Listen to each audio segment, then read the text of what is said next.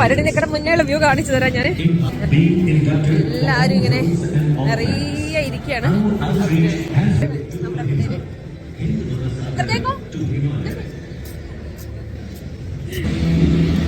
ഇതിലൂടെയാണ് നമ്മളിപ്പോ നമ്മളെ പരടി ചെയ്തോണ്ട് വരിക.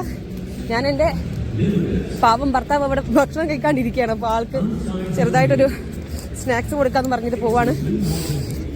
ഇതിലെ കണ്ടീജന്റ് ആയതുകൊണ്ട് വലിയ ബുദ്ധിമുട്ടില്ലാണ്ട് രാജ്പഥത്തിലൂടെ തന്നെ നടന്നുകൊണ്ട് പോവാൻ ഞാൻ. അല്ലാന്നാണെങ്കിൽ ഭയങ്കര സെക്യൂരിറ്റിയും കാര്യങ്ങളും ഉണ്ട്. എത്രയും ആൾക്കാർ ഇങ്ങനെ 10,000-കണക്കിന് ആൾക്കാർ ഇപ്പൊ തന്നെ വന്നിരിക്കുന്നുണ്ട്. ഇനി സീറ്റ് അവിടെ കാലിയായിട്ട് കിടക്കുന്നുണ്ട്. ഇനിയും ആൾക്കാർ വരും. 9 മണി വരെയാണ് ഇവിടെ എൻട്രി പറഞ്ഞിട്ടുള്ളത്. 9 മണി കഴിഞ്ഞാൽ പിന്നെ ക്ലോസ് ചെയ്യും. പിന്നെ 10 മണി മുതൽ പരേഡ് സ്റ്റാർട്ട് ചെയ്യും.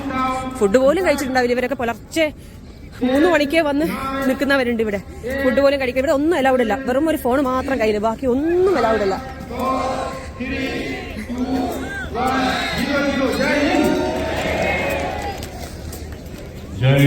എനിക്കെന്താ ഇവരൊക്കെ ഈ ഒരേ ഡ്രസ് കോഡ് ഉള്ളവരെ ഈ ഒരു പരേഡ് കാണാൻ വേണ്ടിയിട്ട് മാത്രം നേരത്തെ ബുക്ക് ചെയ്ത് വെച്ച് വന്നവരാണ്.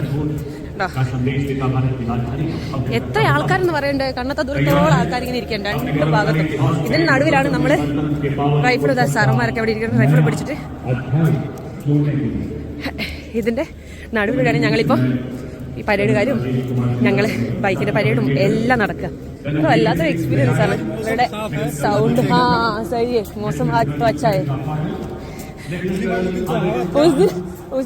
हवा भी बहुत दिक्कत देता है.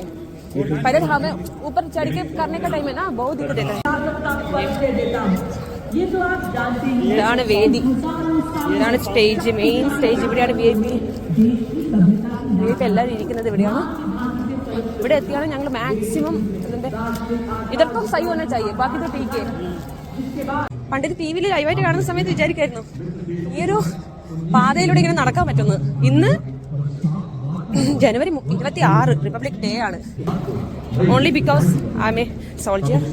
അല്ലെങ്കിൽ എന്നെ കൊണ്ട് ഒരിക്കലും നടക്കാത്തൊരു സ്വപ്നമാണിത്. ഒരിക്കലും എന്ന് വെച്ചാൽ ഒരിക്കലും നടക്കാത്തൊരു സ്വപ്നം.